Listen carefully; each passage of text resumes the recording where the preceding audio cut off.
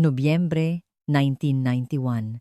Sa isang gabing bumubuhos ang malakas na ulan sa San Ildefonso, Bulacan, misteryosong naglaho ang 32 taong gulang na manugang ng may-ari ng isang pigaan ng niyog. Siya si Elena Santos. Isang babaeng mula umaga hanggang gabi ay nagpipiga ng langis. At kahit karga-karga ang sanggol ay nagde-deliver pa. Ang tanging naiwan niya ay ang kanyang musmus na anak na lalaki at ang malisyosong tsismis na siya'y sumama sa ibang lalaki. Ipinakita ng kanyang asawa ang salaysay ng isang kaibigan na nakita raw si Elena na umalis kasama ang isang di kilalang lalaki. Ang kanyang biyena naman ay namigay pa ng kakanin sa mga taga-palengke habang ikinakalat ang di umano'y kasamaan ng kanyang manugang. Sa panahong wala pang cellphone o CCTV, hindi man lang nagduda ang mga pulis at isinara na lamang ang kaso. Pagkatapos ng 6 na taon, siya ay bumalik sa pinakamalamig at pinakamadilim na sulok sa ilalim ng kalan bilang isang kalansay. At ang mas lalong nakakagulat ay ang maliit na gintong singsing na mahigpit niyang hawak-hawak sa kanyang kamay. Ang singsing na iyon, na natanggap niya noong binyag ng kanyang anak, ay hindi niya binitawan hanggang sa huling hininga. Sa loob ng 6 na taon, nanatili siya sa ilalim ng lupa. Sino nga ba at bakit siya ikinulong sa ilalim ng semento? At anong sikreto ang itinatago ng pamilyang gumawa sa kanya na tila isang babaeng karapat-dapat mamatay? Isang detective, sa hangaring itama ang kanyang pagkakamali 6 na taon na ang nakalipas, ang nagsimulang maghalungkat sa katotohanan na magbubunyag sa isang di kapani-paniwalang karumal-dumal na lihim ng isang pamilya. Bago magsimula ang kwento, pindutin ang subscribe button at tiyak na isang maningning na araw ang sasalubong sa inyo. Ang kwento ng araw na iyon, ngayon na magsisimula, Nobyembre 1997. Umiihip ang nanunuot sa butong hangin sa palengke ng San Ildefonso. Sa radyo, sunod-sunod ang balita tungkol sa krisis pinansyal sa Asia at bakas sa mukha ng mga tindero, sa palengke ang matinding pag-aalala. Paano na ang kabuhayan natin? Buntong hininga ng isang tindero habang nagbabantay ng kanyang pwesto. Sa gitna ng mabigat at maalinsangang hangin, 2 itim na L300 van ang humarurot at bigla ang huminto sa harap ng sikat manggagawa pigaan ng niyog. Bumukas ang mga pinto at 6 na matitipunong lalaki ang naglabasan. Mga lalaking may maiikling gupit at maluluwang na jacket na tila mga sundalong sasalang sa giyera ang marahas na pumasok sa malangis na bakuran. Ano pang tinitingin-tingin nyo? Ilabas lahat. Bilisan ng trabaho. Sa sigaw ng lider, ang mga manok na payapang tumutuka sa bakuran ay nagsitakbuhan at nagliparan sa takot. Ang payapang lugar na binabalot ng mabangong amoy ng langis ng niyog ay biglang naging magulo. Ang 68 anyos na si Corazon Vargas, na abala sa pagpunas ng pigaan, ay nabigla at nabitawan ang basahan. Hoy! Sino kayo? Anong ginagawa niyo sa negosyo ko na nakasapatos pa kayo? Hinarang ni Aling Corazon ang mga lalaki gamit ang kanyang kamay na may suot na guwantes na goma. Mahigit 60 taon nang naghahanap buhay sa palengke. Ang talim ng kanyang tingin ay sapat na para sindakin ang sinumang lalaki. Ngunit, hindi natinag ang leader ng demolition team. Kinuha niya ang isang makapal na folder mula sa kanyang jacket at marahas na itinulak ito sa dibdib ni Aling Corazon.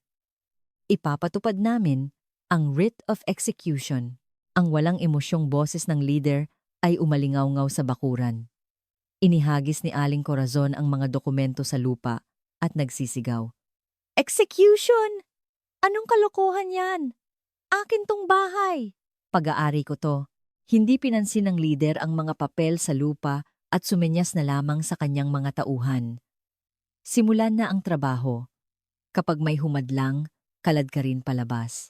Kasabay ng utos na iyon, ang mga tauhan ay walang pakundangang pumasok sa loob ng bahay. Maya-maya pa, narinig ang malakas na kalabog ng aparador at ang mga kumot at damit ay sunod-sunod na inihagis sa putikang bakuran. Mga demonyo! Tigilan nyo yan! Mamalasin kayo! Nagpumiglas si Aling Corazon at kumapit sa braso ng isang lalaki, ngunit wala siyang laban sa lakas nito. Umupo ang leader sa harap ng napaupong si Aling Corazon na humahagulgol. Ngumisi ito at nagsalita. Lola, kung may reklamo kayo, sa anak nyo kayo magpaliwanag. Hindi nyo ba talaga alam na isinanla ni Rico Vargas ang titulo ng bahay na to para sa utang sa 7? Biglang natigil sa pag-iyak si Aling Corazon. Nanlaki ang kanyang mga mata na tila nilindol. Nawala ng kulay ang kanyang mukha, habang dahan-dahan niyang inilingon ang kanyang ulo. Ano? Si Rico? Ginawa yun ni Rico.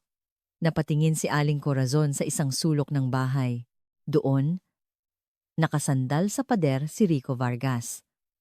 Nanginginig, na parang isang basang sisiw, ang kanyang 38 anyos na anak ay tila isang daga na takot na takot. Rico, anong ibig sabihin nito? Totoo bang kinuha mo ang titulo ng bahay? Nanginginig na tanong ni Aling Corazon. Yumuko lamang si Rico at hindi makapagsalita. Sumabat ang leader. Mahigit nan 300,000 po ang utang niya sa sugal. Kasama ang interes, I'm 500,000 na. Sa narinig, nanlambot ang mga tuhod ni Aling Corazon. 40 taon siyang nagpiga ng langis para lamang sa kanyang nag-iisang anak. At hindi niya matanggap na ninakaw nito ang titulo ng kanilang bahay para isugal. Napaupo si Aling Corazon sa putik at tulalang nakatingin sa kawalan. Paano? Paano mo nagawa sa akin to? Maya-maya pa, isang malakas na ugong ang narinig mula sa likod ng pigaan. Isang malaking backhoe, ang hirap na pumapasok sa makitid na eskinita. Sumunod ang nagpautang at sumenya sa lider. Hoy, may bodega sa likod, di ba? Yun muna ang gibain nyo. Gagawin nating parking lot. Sa sinabi ng nagpautang, biglang nagkaroon ng buhay ang mga matang walang emosyon ni Aling Corazon. Ang salitang bodega ang tila gumising sa kanyang diwa. Mabilis na tumayo si Aling Corazon at tumakbo papunta sa likuran. Wag! Yang kwartong yan!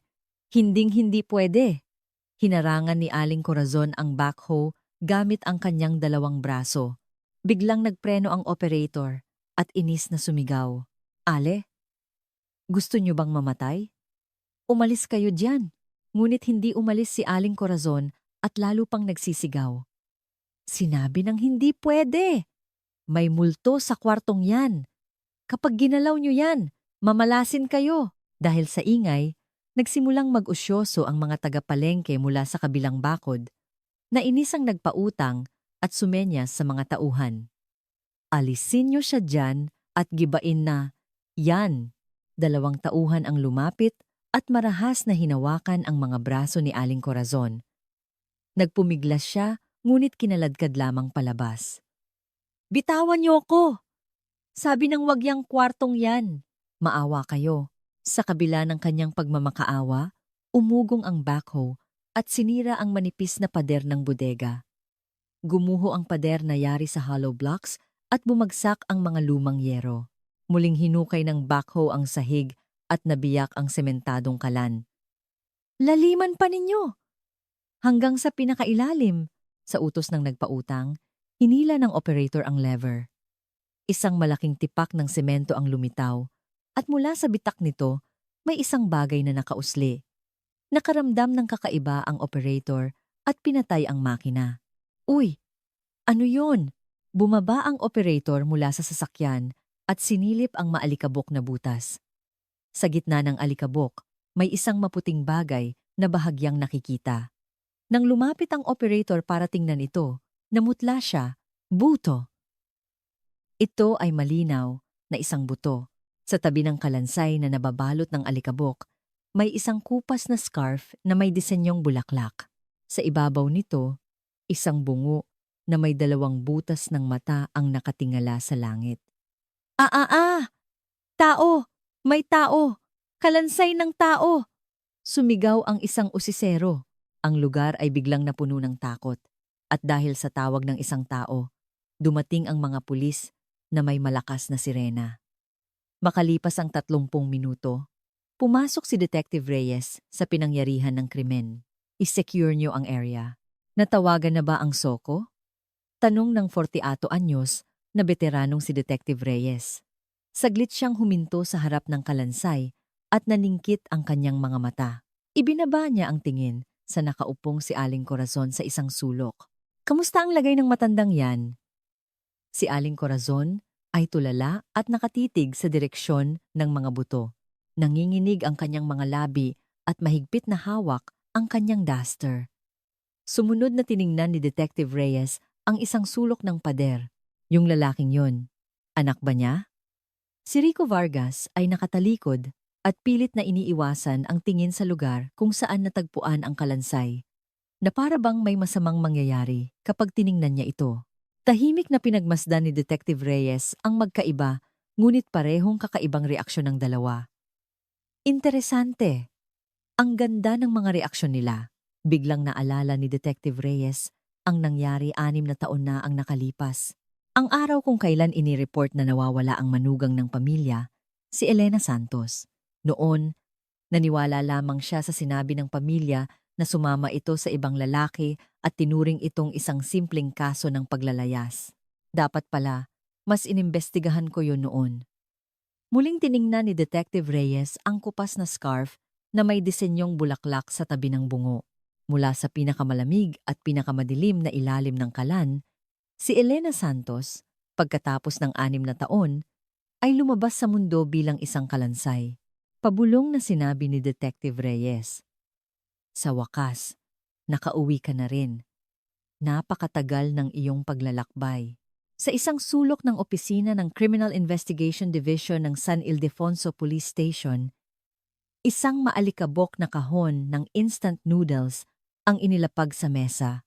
Ang sinag ng araw mula sa bintana ay nagbigay liwanag sa mga alikabok sa hangin. Lumunok si Detective Reyes bago buksan ang kahon. Kasabay ng amoy ng amag, lumitaw ang mga manilaw-nilaw na dokumento. 6 na taon. Talagang luma na. Iwinasiwas ni Detective Reyes ang kanyang kamay para alisin ang alikabok at kinuha ang isang folder na may nakasulat na 1991. Missing Person Case. Elena Santos. Ang lumang pamagat ay tila isang tinik sa mata ni Detective Reyes. Inayos niya ang kanyang salamin at sinimulang basahin ang bawat pahina. Binabalikan ang mga pangyayari noon. Ang mga nakasulat ay walang emosyon. Ngunit ang nilalaman ay nakakagalit sa sobrang kapabayaan. Nag-report. Rico Vargas, asawa ng nawawala. Sumama sa ibang lalaki ang asawa ko. Iniwan ang aming sanggol na anak.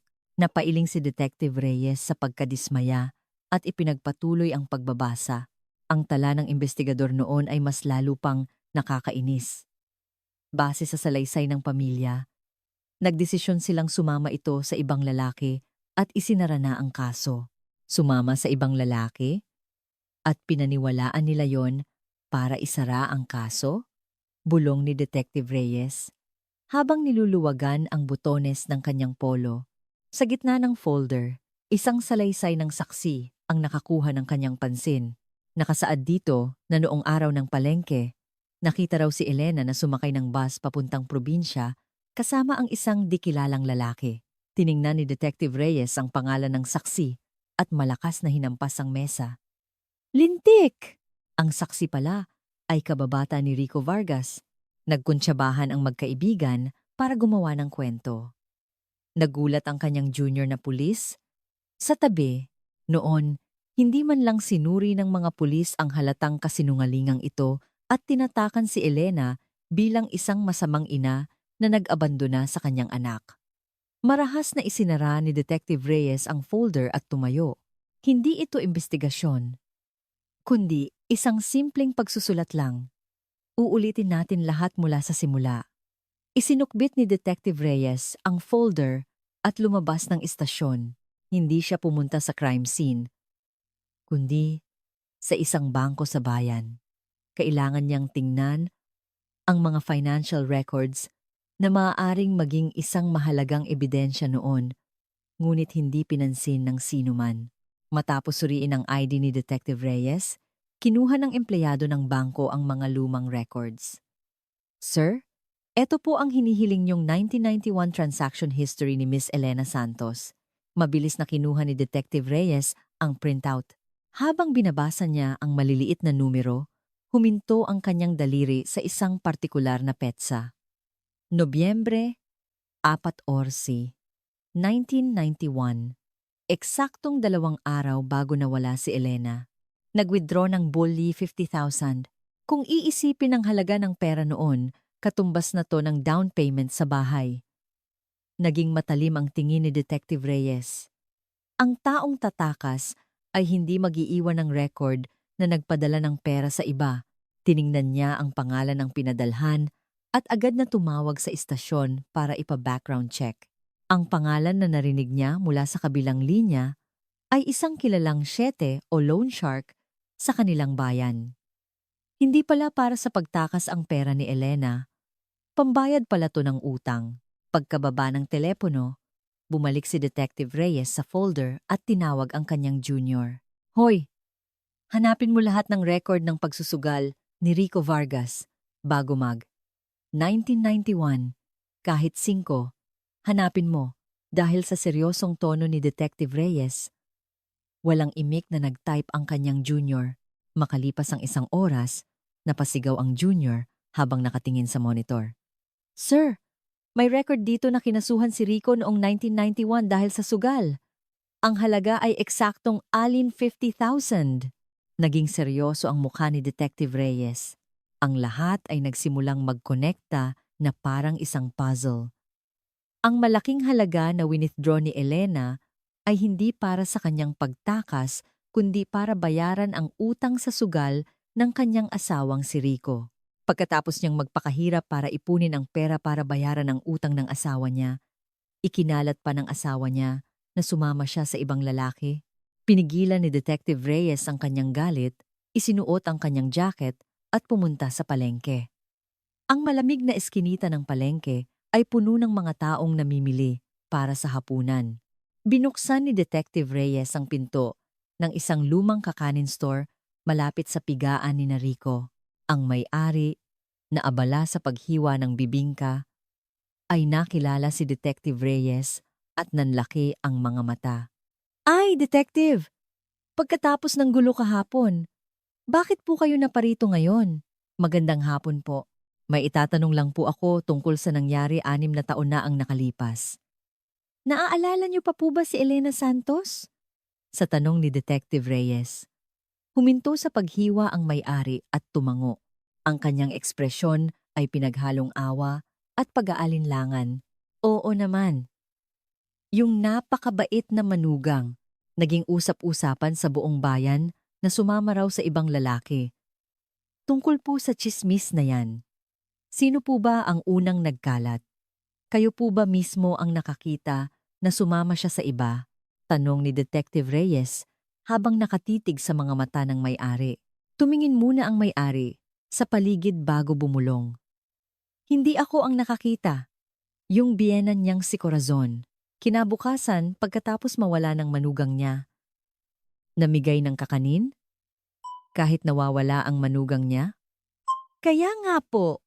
Umiiyak pa siya habang sinasabi na yung manugang niya sumama sa iba at iniwan ang kanyang apo. Sino ba naman ang hindi maniniwala? Isinulat ni Detective Reyes ang lahat sa kanyang kwaderno. Pagkatapos mawala ng biktima, sinimulan agad ng mga salarin ang pagpinta sa kanya bilang isang masamang tao. Kayo po, naniwala ba kayo? Sa tanong ni Detective Reyes, napailing ang may-ari. Naku, hindi po. Sobrang sipag ng manugang na ayon. Mula umaga hanggang gabi nagpipiga ng langis. Karga-karga pa ang anak habang nagde-deliver. Malayo sa katotohanan na may oras siyang makipaglalaki. Bakit po walang nagsabi sa pulis noon? Malungkot na tanong ni Detective Reyes. Napabuntong hininga ang may-ari. Sino ba naman ang makikialam sa problema ng ibang pamilya? At saka, kilala niyo naman si Aling Corazon. Kapag kinalaban mo yan, mumurahin kanyan hanggang sa huling lahi mo. kaya nanahimik na lang ang lahat. Umalis si Detective Reyes sa kakanin store at pinuntahan ang tindahan ng tuyo, hardware, at tindahan ng ulam. Ang mga sinabi ng mga tindero ay pare-pareho sa sinabi ng may-ari ng kakanin store. Kawawa talaga yung manugang na yon. Halos mamatay na sa sama ng ugali ng biyenan niya. Kung hindi siya umalis, baka namatay na siya sa sama ng loob. Pero hindi pala siya umalis. Grabe. Sa huli, pumasok si Detective Reyes sa isang maliit na karinderya sa dulo ng eskinita. Ang babaeng nagbabantay, nang makita ang matalim na tingin ni Detective Reyes, ay kinabahan at tumayo. Umupo si Detective Reyes sa isang sulok at diretsyong nagtanong, Mrs. Noong 6 na taon na ang nakalipas, naaalala niyo pa ba si Rico Vargas? Opo, suki po namin yun dito.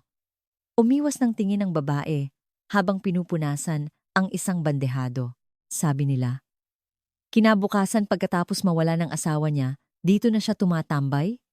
Sa tanong ni Detective Reyes, namutla ang babae. Kasi, araw-araw ba siya dito? Magsabi ka ng totoo, utos ni Detective Reyes habang tinatapik ang mesa. Napabuntong hininga ang babae at sumagot. Opo, halos araw-araw. Maghapon siyang umiinom ng kape at nakikipagkwentuhan. Isinara ni Detective Reyes ang kanyang kwaderno at nagsalita. Nawawala ang asawa niya at hindi alam kung buhay pa o patay. Pero imbis na hanapin, nagpapakasaya siya dito sa karinderya. Pauwi sa istasyon, mahigpit ang hawak ni Detective Reyes sa manibela. Ang pamilyang ito ay hindi lamang pinabayaan si Elena, kundi dinungisan pa ang kanyang pangalan kahit patay na, babaeng masama. Ina na nag-abandona sa anak. Sila ang pumatay, pero para mabawasan ang kanilang konsensya, siniraan pa nila ang patay. Nagngingit-ngit sa galit si Detective Reyes. Pagdating sa istasyon, dumiretso siya sa kanyang hepe at inilapag ang isang report. Sir, ang kaso ni Elena Santos ay hindi simpleng paglalayas. Gagawin natin itong kasong murder at corpse concealment. Huhulihin natin ang buong pamilya. Tiningnan ng hepe ang report at seryosong tumango. Sige, issue ang subpina. Simulan na. Kinabukasan, sa isang malamig na interrogation room, nakaupo si Aling Corazon. Mataas pa rin ang kanyang noo, ngunit ang kanyang mga mata ay hindi mapakali. Umupo si Detective Reyes sa tapat niya at inilapag ang makapal na folder sa mesa. Aling Corazon, 6 na taon na ang nakalipas. Ano ang nangyari sa manugang niyong si Elena Santos? Itigil na natin ang pag-arte. Nagkrus ng braso si Aling Corazon at matapang na sumagot. Nagpakamatay, yung babaeng yun, dahil sa utang. Natakot lang kami, kaya ibinaon na lang namin. Masama bang ilibing ang isang kaawa-awang patay? Nagpakamatay? Ang isang taong nagpadala ng malaking pera sa isang siyete para bayaran ang utang ay magpapakamatay pagkatapos ng 2 araw?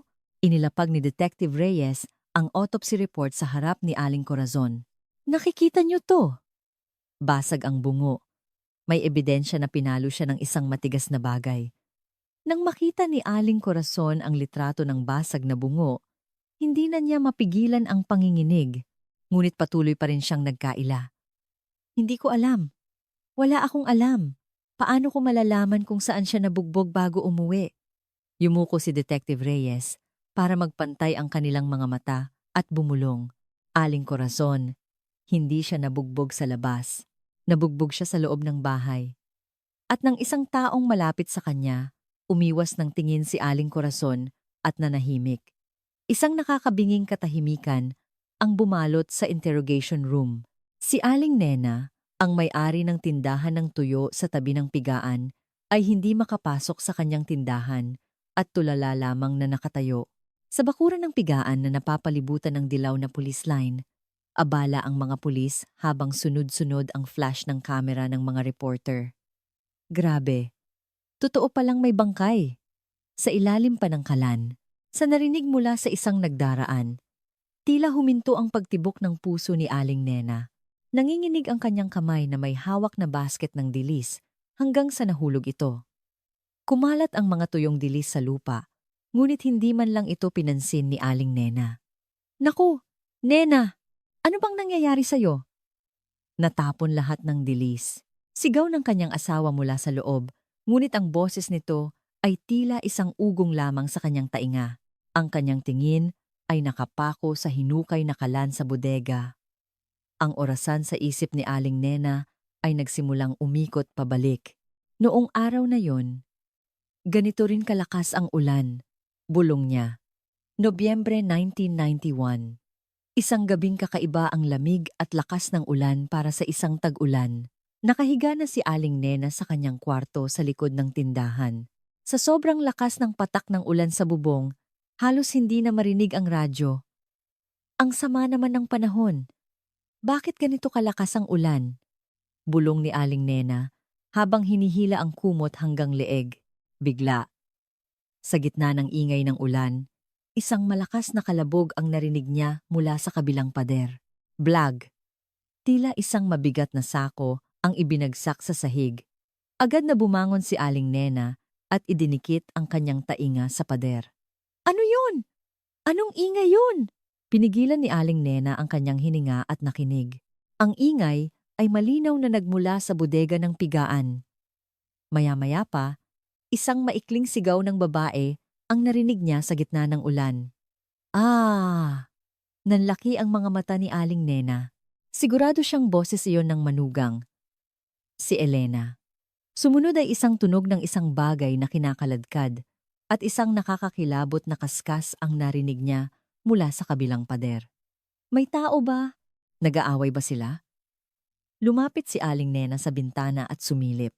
Ang madilim na bakuran ng pigaan ay walang ilaw. Ngunit sa gitna ng kadiliman, may narinig siyang mga bulungan. Dalian mo, dalhin mo diyan.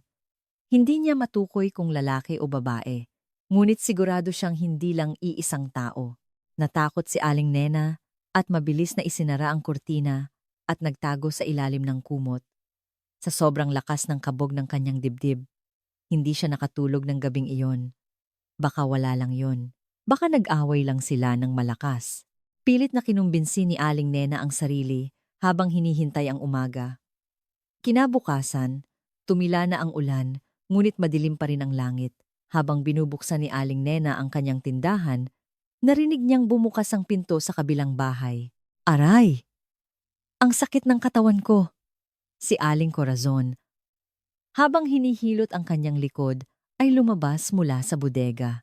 Tumingin-tingin muna si Aling Corazon sa paligid bago maglagay ng isang malaking kandado sa pinto ng bodega. Kakaiba ito dahil dati, hindi naman nila ito nilalakihan. Lumapit si Aling Nena na may dalang walis. Corazon, ang aga mo naman magkandado dyan. May tinatago ka bang kayamanan? Nagulat si Aling Corazon at napalingon. May maitim na bilog sa ilalim ng kanyang mga mata at ang kanyang mukha ay tila pagod na pagod. Nasira kasi yung poso. Mahal daw paayos kaya gagawin na lang naming bodega. Paikot-ikot na sagot ni Aling Corazon. Nasira? Bigla? Di ba maayos pa yan kahapon? Sa tanong ni Aling Nena.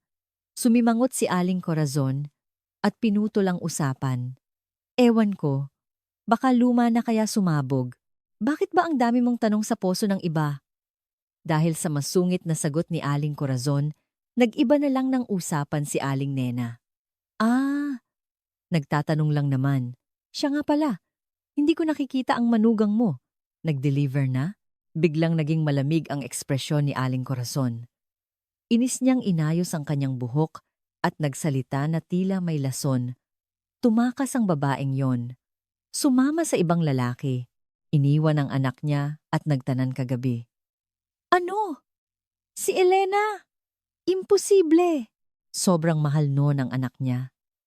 Hindi makapaniwalang, sabi ni Aling Nena, ngunit tinalikuran na lamang siya ni Aling Corazon at pumasok sa bahay. Makalipas ang ilang araw, dinalhan ni Aling Corazon si Aling Nena ng isang bote ng langis ng niyog. Kakaiba ito dahil kilala si Aling Corazon bilang isang taong napakatipid. Heto, sayo na. Mahina ang benta ngayon, kaya gamitin mo na lang 'to sa pagluto. Inilapag ni Aling Corazon ang bote sa mesa. Tumanggi si Aling Nena. Nako, hindi ko 'to matatanggap ng libre. Mahal 'to. Sige na, tanggapin mo na. Magkapitbahay naman tayo, kaya dapat maging mabuti tayo sa isa't isa. Ang tingin ni Aling Corazon ay may halong pakiusap at babala. Naalala ni Aling Nena ang mga narinig niya noong gabing iyon. Ang kalabog, ang sigaw, at ang tunog ng isang bagay na kinakaladkad. Tinanggap ni Aling Nena ang bote ng langis at iyon ay naging isang di-opisyal na bayad para sa kanyang pananahimik. Sa loob ng 6 na taon, palihim na binantayan ni Aling Nena ang bodega. Kahit taglamig, hindi man lang ito sinindihan. Walang taong pumapasok dito. Mukhang may multo na talaga sa kwartong yan. Sa tuwing naririnig niya ang bulungan ng mga customer, kinakabahan si Aling Nena ngunit nanahimik na lamang siya. Ang takot na baka mapahamak siya kapag nakialam ay mas matimbang kaysa sa kanyang konsensya. Bumalik ang isip ni Aling Nena sa kasalukuyan. Sa likod ng police line, isang kalansay na nababalot ng puting tela ang inilalabas. Elena? Kawawa ka naman. Napasok si Aling Nena sa kanyang tindahan na parang tumatakas. Kinabukasan, pumunta si Aling Nena sa istasyon ng pulis, sa dahilan na kailangan siya para sa isang testimonya. Ngunit ang totoo, gusto niyang kumpirmahin ang bigat sa kanyang dibdib. Habang naglalakad sa pasilyo, isang pamilyar na likod ang nakita niya. Ay, yung bata, sa isang sulok. Nakaupo ang isang batang lalaki na mukhang nasa elementarya. Ang anak ni Elena na labis niyang minamahal. Huminto si Aling Nena at tinitigan ng bata. Nakayuko ito. At ang kanyang lumang sapatos ay kapansini-pansin, grabe. Butas na ang dulo dahil walang ina, wala man lang nag-aalaga sa kanya. Nalungkot si Aling Nena. 6 na taon mula nang mawala ang kanyang ina, hindi mahirap isipin kung paano siya lumaki sa ilalim ng isang sugarol na ama at isang masamang lola. Naalala ni Aling Nena ang itsura ni Elena na karga-karga ang sanggol na iyon habang nagde-deliver ng langis. Tita, kailangan ko pong magsipag para sa pag-aaral ni Junjun. Ang masayang ngiti ni Elena habang pinupunasan ang kanyang pawis ay biglang sumagi sa kanyang isip. Nagsimulang mamasa ang mga mata ni Aling Nena at sumikip ang kanyang dibdib. Baliw ako! Dahil lang sa isang bote ng langis, nagbingi-bingihan at nagbulag-bulagan ako. Tumakbo si Aling Nena, palabas ng istasyon, at umuwi. Isinara niya ang kanyang tindahan at hinalungkat ang mga maalikabok na kahon sa bodega. Nasaan na yon? Dito ko lang yun nilagay.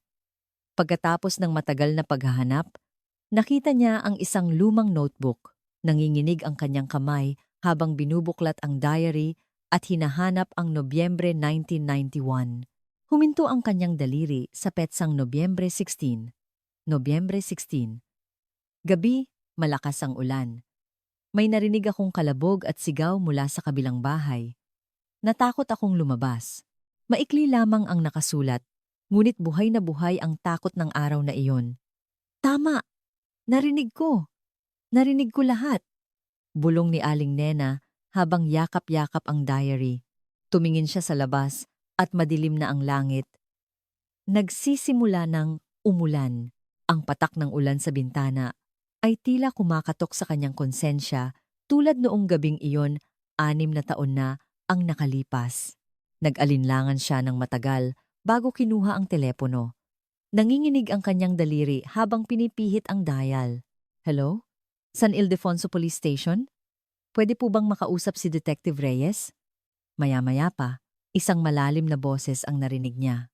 Speaking, Detective Reyes. Sino to? Huminga ng malalim si Aling Nena at nagsalita. Ako po si Nena, yung may-ari ng tindahan ng tuyo sa tabi ng pigaan. May sasabihin po sana ako. May-ari ng tindahan ng tuyo? Tungkol saan po? May halong kuryosidad sa boses ni Detective Reyes. Hindi po pwedeng sa telepono. Gusto ko po sanang personal na sabihin. Tungkol po sa nangyari noong gabing iyon, 6 na taon na ang nakalipas na tahimik ang kabilang linya. 6 na taon na ang nakalipas. Sige po, pwede po ba kayong pumunta dito bukas ng umaga? Hindi po. Ako na po ang pupunta diyan. Gusto ko pong makipagkita sa inyo ng tahimik, malayo sa mata ng tao. Kung ganoon, bukas ng umaga, pupunta ako sa inyo. Ibinaba ni Aling Nena ang telepono at napaupo. Ang ulan sa labas ay lalong lumalakas, na tila hinuhugasan ang katotohanang nakabaon sa lupa sa loob ng 6 na taon. Ngayon ko lang sasabihin, Ellen, ang hagulgol ni Aling Nena ay humalo sa ingay ng ulan. Kinabukasan, sa ilalim ng madilim na langit, pumasok si Aling Nena sa San Ildefonso Police Station. Nakayuko siya, na tila isang kriminal. May yakap-yakap na isang bagay. Dinala siya ni Detective Reyes sa isang tahimik na silid. Nang umupo sila, nanginginig na inilabas ni Aling Nena ang lumang diary at inilapag sa mesa. Detective, sa loob ng 6 na taon, nanahimik po ako. Alam kong kasalanan, pero natakot po ako. Okay lang po? Ang mahalaga ay nandito na kayo ngayon? Dahan-dahan lang po. Sabihin niyo lahat ng naaalala niyo. Dahil sa mahinahong boses ni Detective Reyes, lumunok si Aling Nena at binuklat ang diary. Sa manilaw-nilaw na papel, nakasulat ang takot ng araw na iyon. Isang gabing tila binubutas ang langit sa lakas ng ulan. Noong gabing iyon, may narinig akong kakaibang ingay mula sa kabilang bahay. Kakaibang ingay? Anong klaseng ingay po? Pumikit si Aling Nena at inalala ang nakaraan. Una, isang malakas na blag, parang may pinalo. Tapos isang maikling sigaw ng babae. Ah! Sigurado po akong boses ni Elena yon. Isinulat ni Detective Reyes ang lahat sa kanyang kwaderno. Kalabog at sigaw. Pagkatapos po, may tunog ng isang bagay na kinakaladkad. Kaskas. Parang may winawalis sa sahig. Tapos biglang tumahimik. At huminto si Aling Nena at nanginig. At ano pa po ang narinig nyo? Tunog ng paghahalo ng semento. Alam niyo po yung tunog ng pala na naghahalo ng buhangin at semento? Yun po ang narinig ko sa gitna ng ulan. Naging matalim ang tingin ni Detective Reyes. Sandali lang po, sabi ni Aling Corazon. Nagpaayos sila ng poso.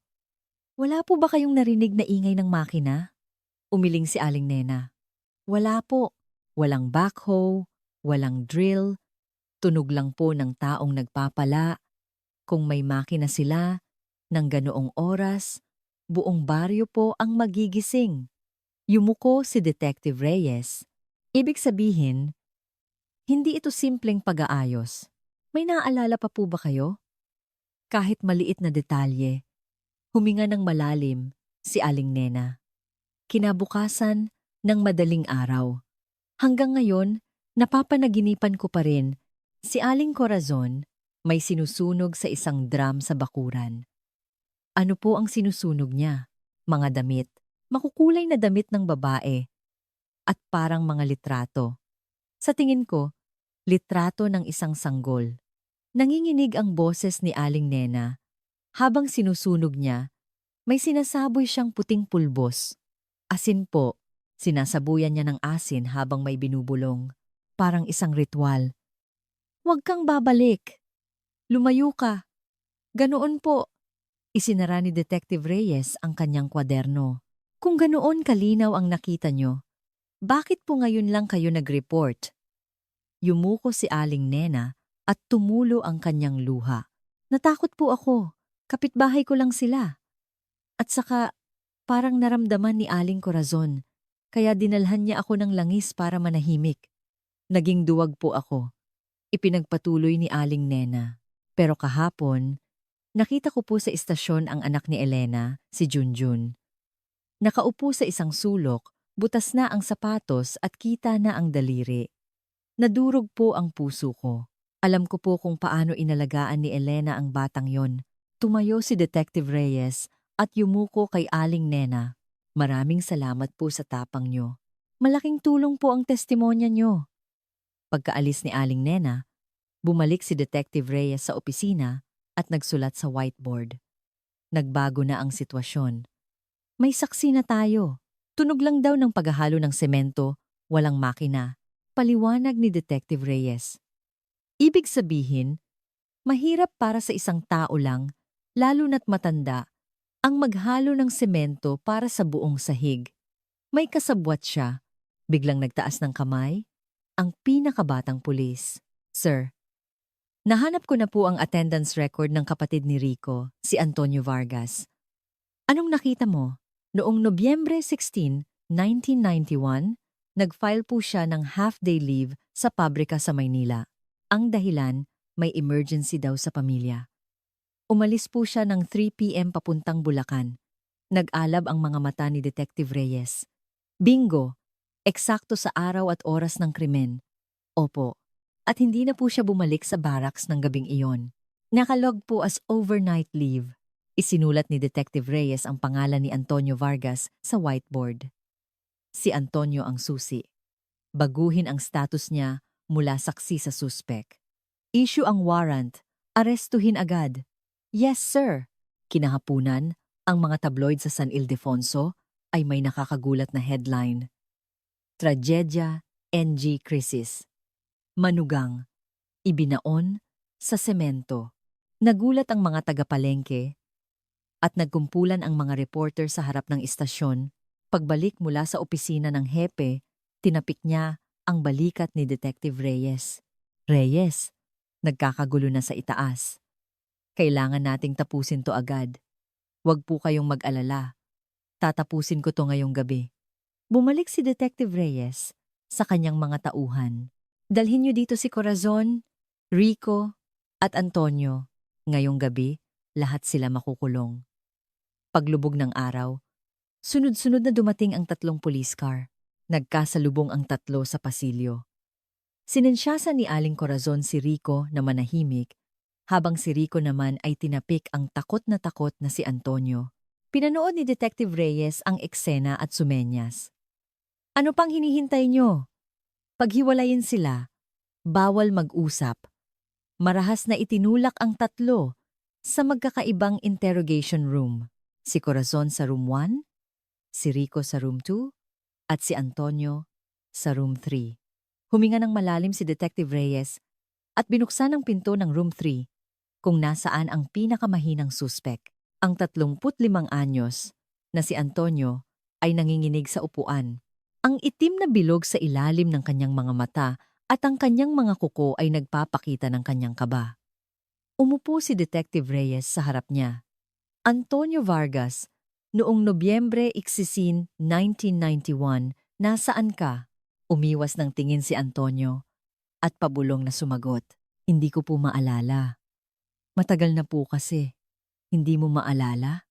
Nag-half day ka sa pabrika at umuwi. Nakatatak pa sa record nyo. Inilapag ni Detective Reyes ang kopya ng attendance record. Namutla si Antonio. Kasi po, may sakit daw. Si nanay. Hinampas ni Detective Reyes ang mesa. Tama na ang kasinungalingan. Umamin na ang nanay at kapatid mo sa kabilang kwarto. Nanlaki ang mga mata ni Antonio. Ano po? Umamin na sila. Walang emosyong nagsinungaling si Detective Reyes. Sabi ng kapatid mong si Rico, ikaw daw ang naghalo ng semento. Sumunod ka lang daw sa utos. Ganoon din ang sinabi ng nanay mo. Ito ay isang karaniwang taktika sa investigasyon. Ang mukha ni Antonio ay nagpakita ng pagkakanulo at takot. Hindi totoo yan. Bakit sinabi yon ni Kuya? Mukhang ikaw ang gusto nilang idiin. Hindi ka ba nagagalit? Hindi po. Hindi po totoo yan. Inutusan lang po ako ni Kuya. Sinubukang tumayo ni Antonio ngunit napigilan ng posas. Inutusan? Saan? Tanong ni Detective Reyes. Niyakap ni Antonio ang kanyang ulo at sumigaw. Inutusan niya po akong maghalo ng semento. Yun lang po. Sumpaman.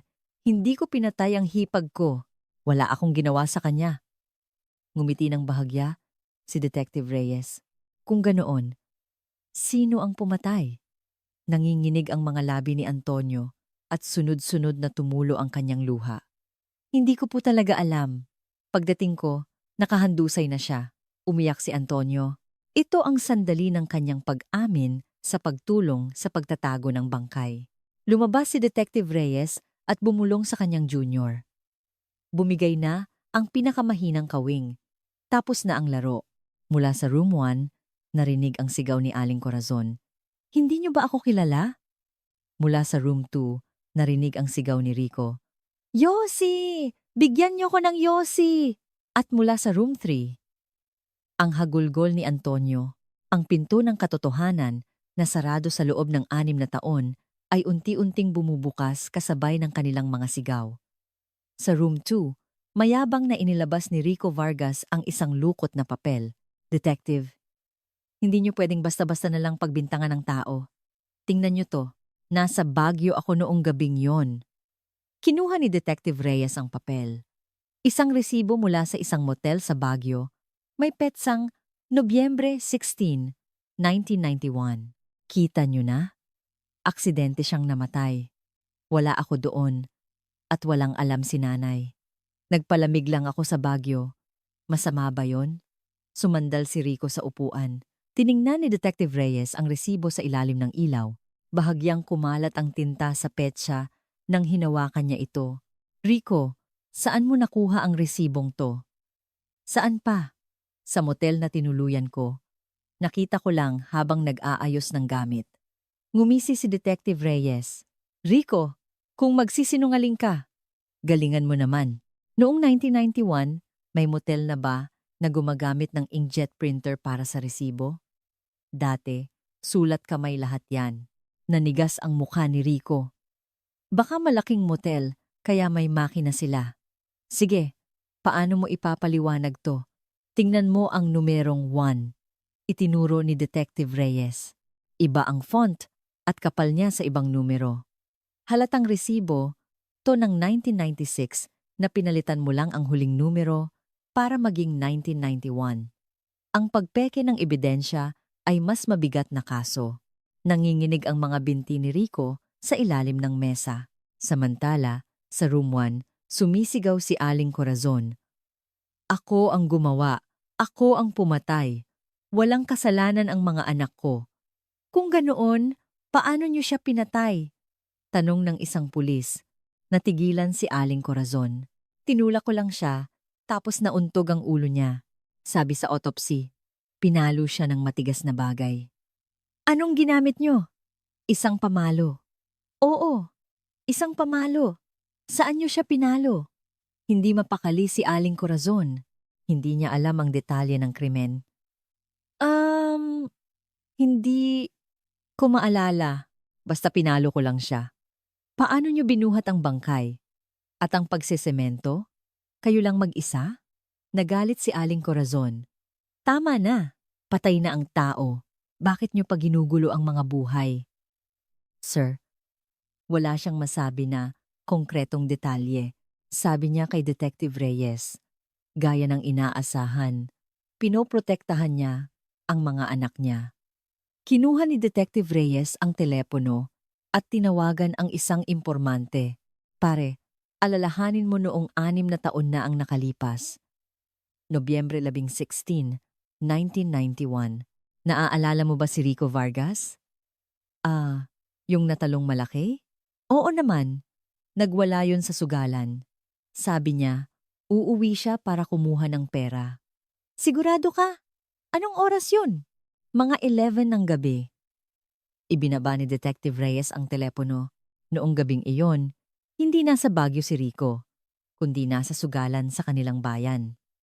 Pumasok si Detective Reyes sa room 2. Rico, nasa sugalan ka noong gabing yon, di ba?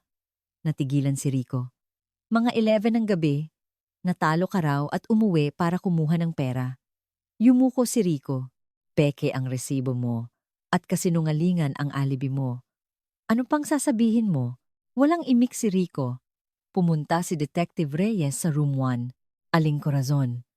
Alam niyo po ba na kaya nawala ang bahay niyo ay dahil isinanla ng anak niyong si Rico ang titulo para sa utang sa sugal? Nanlaki ang mga mata ni Aling Corazon. Ano? 6 na taon na ang nakalipas. Dahil din sa utang sa sugal kaya nangyari ang lahat. Noon at ngayon, dahil lahat yan sa anak niyong si Rico. Namula ang mga mata ni Aling Corazon sa galit at pagkakanulo, Aling Corazon.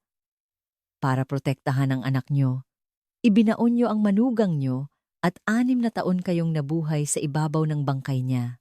Pero ang anak niyong yon, ipinagbili ang bahay na yon para lang sa sugal. Napatakip ng mukha si Aling Corazon at humagulgol. Ang anak niyo po, sa kabilang kwarto, sinusubukang ipasa sa inyo ang lahat ng kasalanan. Isipin niyo po kung sino ang pinoprotektahan niyo. Lumabas si Detective Reyes. Naiwan si Aling Corazon na tulala. Rico, anak, hindi mo magagawa sa akin to.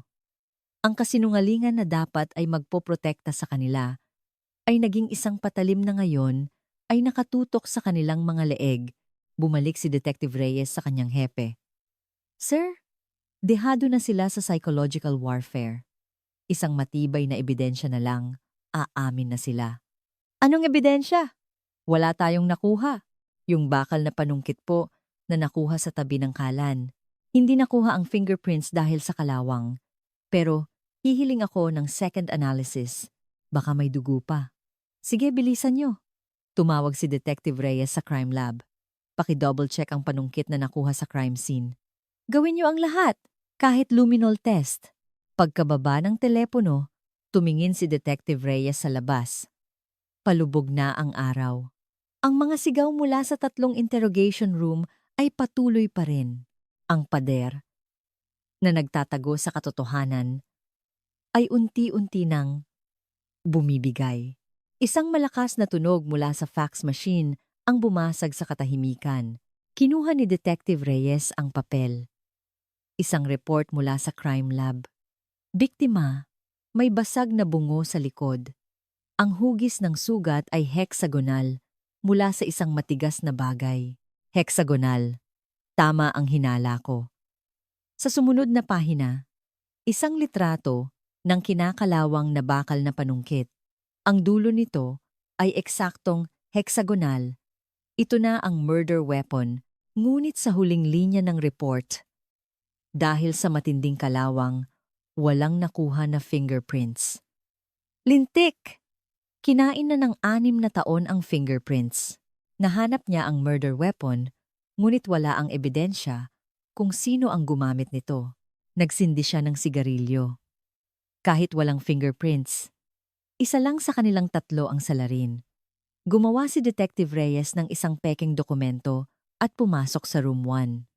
Pagod na si Aling Corazon. Aling Corazon, dumating na ang resulta mula sa crime lab. Naaalala niyo to? Natagpuan sa tabi ng kalan. Ang hugis nito ay eksaktong tugma sa sugat sa bungo ng biktima. Ito ang murder weapon. Ano naman ngayon? Lahat ng bahay sa probinsya may ganyang panungkit. Hindi ko alam yan. Pero Aling Corazon, may isang interesanting bagay. Ang hawakan nito, dahil sa langis, hindi kinakalawang napanatili nito ang fingerprints sa loob ng 6 na taon. Isang milagro. Namutla si Aling Corazon. Ang fingerprints. Opo, nasa crime lab na para sa comparison. Konting oras na lang, malalaman na natin kung sino ang may hawak nito. Kung aamin po kayo ngayon, baka gumaan pa ang sentensya nyo. Pero kapag lumabas na ang resulta, iniwan ni Detective Reyes ang pananakot. Nanginginig ang kamay ni Aling Corazon. Kumuha si Detective Reyes ng isa pang papel. At ito, sulat ng anak niyong si Rico.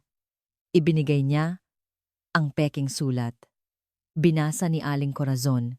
Hinawakan ni nanay ang panungkit. Pinigilan ko siya, pero nanginginig ang kamay ni Aling Corazon. Si Rico. Sinulat to ni Rico. Walang imik si Detective Reyes. Ang anak ko, para lang mailigtas ang sarili niya. Ipagkakanulo niya ang sariling ina? Sunod-sunod na tumulo ang luha ni Aling Corazon. Ang pagkakanulo ng anak na kanyang pinrotektahan ang sumira sa kanyang huling pagtitimpi. Oo, ako ang pumatay. Ako! Ako ang pumalo sa ulo niya. Gamit ang panungkit na yan. Una siyang nanlaban. Hiningi ko ang pera para sa utang ng anak ko. Pero ayaw niyang ibigay. Kaya niyo siya pinalo? Oo, isang palo lang. Hindi ko alam na mamamatay siya sa isang palo lang. Umiyak si Aling Corazon. Rico, anak! Ginawa ko ang lahat para sa'yo. Tapos, ipagkakanulo mo ako? Tumayo si Detective Reyes. Aayusin ko lang po ang inyong salaysay at babalik ako para papirmahan. Pagkasara ng pinto, naiwan ang hagulgol ni Aling Corazon. Pumunta si Detective Reyes sa room 3. Antonio, umamin na ang nanay mo. Siya raw ang pumalo. Ngayon, ikaw naman. Sabihin mo ang totoo. Nanginginig na nagsalita si Antonio. Ako po. Semento lang po talaga ang hinahalo ko. Umiyak siya. Inutusan po ako ni Kuya. Pagdating ko, duguan na si Ate Elena. Sabi ni Kuya, maghalo ako ng semento. Kundi papatayin din niya ako. Pagkatapos ibaon, sino ang nagsunog ng mga damit? Si nanay po. Ipinasunog niya ang mga damit, kumot, at litrato ng pamangkin ko. Natakot po ako. Sumunod lang ako sa utos nila. 6 na taon po akong binangungot. Tapos na ang investigasyon. Pagbalik ni Detective Reyes sa opisina, gabi na. Sir, totoo po bang may fingerprints sa panungkit? Tanong ng junior. Wala. Kinain na ng kalawang. Yung sulat po ni Rico? Hindi nagsalita si Rico. Ako ang sumulat. Noon, peke yon. Wow, lahat po pala yon. Acting lang? Tumingin si Detective Reyes sa labas. Ang bakal ay hindi nagsasalita. Pero ang tao, oo, ang isang pamilyang hindi nagtitiwala sa isa't isa ay kusang babagsak. Noong nasira ang tiwalang yon, lumabas ang katotohanan. Ang malamig na buto at kinakalawang na bakal pagkatapos ng 6 na taon ay nagsalita. Ang kasuklam-suklam na kasakiman at pagkakanulo ng isang pamilya ay sa wakas ay nabunyag. Nobyembre, 6, 1991. Tila binubutas ang langit sa San Ildefonso sa lakas ng ulan. Sa loob ng bahay, isang halimaw na nasilaw sa pera ang nagwawala. Nasaan ang pera? Ilabas mo! Hinablot ni Rico Vargas ang buhok ng kanyang asawang si Elena. Hindi pwede. Para to. Sa pag-aaral ni Junjun, kahit mamatay ako, hindi ko to ibibigay. Nagdilim ang paningin ni Rico. Katatapos lang niyang matalo sa sugal at binalaan na puputulin ang kanyang kamay kung hindi makakabayad. Mamamatay na ang asawa mo. Pera pa rin ang iniisip mo. Sinipa ni Rico si Elena sa tagiliran. Napasigaw si Elena at napahandusay. Hindi pinansin ni Rico ang kanyang asawa at hinalungkat ang buong bahay ngunit hindi niya makita ang pera. Saan mo tinago yon? Sa galit, umalis si Rico. Kapag hindi ko yan nakita ngayong gabi, susunugin ko ang bahay na to. Naiwan si Elena na namimilipit sa sakit. Biglang bumukas ang pinto at pumasok ang kanyang biyenan. Si Aling Corazon. Tumigil ka na sa pag-arte at tumayo ka dyan, inay. Nasaan ang pera? Ibigay mo na kay Rico. Hindi po pwede. Para po to sa pag-aaral ni Junjun. Pinaghirapan ko po to. Mamamatay na ang anak ko sa bugbog ng mga 7. Pero ipagdadamot mo pa rin ang pera? Kung hindi po nagsusugal si Rico, hindi mangyayari to. Bumangon si Elena. And, alam niyo po ba kung gaano ako nagpakahirap para bayaran ang mga utang niya? Nagalit si Aling Corazon. Saan ka natutong sumagot sa biyenan mo? Hindi po ako sumasagot. Sinasabi ko lang ang totoo. Kung ibibigay ko to, babalik lang siya sa sugalan. Hinding-hindi ko to ibibigay. Bukas, ire-report ko lahat. Nanlaki ang mga mata ni Aling Corazon. Ang kanyang nag-iisang anak. Makukulong? Napatingin siya sa isang sulok. Sa bakal na panungkit. Dahan-dahan niya itong kinuha. Inay, anong gagawin niyo? Natakot si Elena. Sa tingin mo hahayaan kong masira ang kinabukasan ng anak ko? Itinaas ni Aling Corazon ang panungkit. Inay, wag po. Blag! Isang malakas na kalabog ang narinig. Bumagsak si Elena. Ang huling hinawakan niya ay ang maliit na gintong singsing ng kanyang anak. Doon, nalagutan siya ng hininga. Bumalik si Rico. Nay, nahanap mo na ang pera? Nakita niya ang nakahandusay na asawa. Nay, anong nangyari? Rico, makinig ka. Dahil sa'yo kaya siya namatay. Tinulak mo siya kanina, di ba? Pero sinipa ko lang siya. Dahil doon, namatay siya. Kapag dumating ang pulis, ikaw ang huhulihin. Gusto mong mabulok sa kulungan? Nay, tulungan mo ko. Huwag kang mag-alala. Ako ang bahala. Manahimik ka lang. Gisingin ni Aling Corazon ang kanyang bunsong anak, si Antonio. Antonio, kumuha ka ng semento. Bilis! Semento po! Bakit? Huwag ka nang magtanong. Kung hindi, mamamatay tayong lahat. Sa gitna ng malakas na ulan, hinukay ng magkapatid ang sahig. Kinaladkad ni Aling Corazon ang bangkay ni Elena at inihulog sa butas. Umiiyak na naghalo ng semento si Antonio at ibinuhos sa ibabaw ng kanyang hipag. Ate, patawad po. Takpan niyo lahat. Siguraduhing walang aamoy. Ang semento ay tumigas, kasabay ng pagbaon sa katotohanan. Kinabukasan, sinunog ni Aling Corazon ang mga damit at litrato ni Elena. Huwag kang babalik. Kahit maging multo ka, lumayo ka.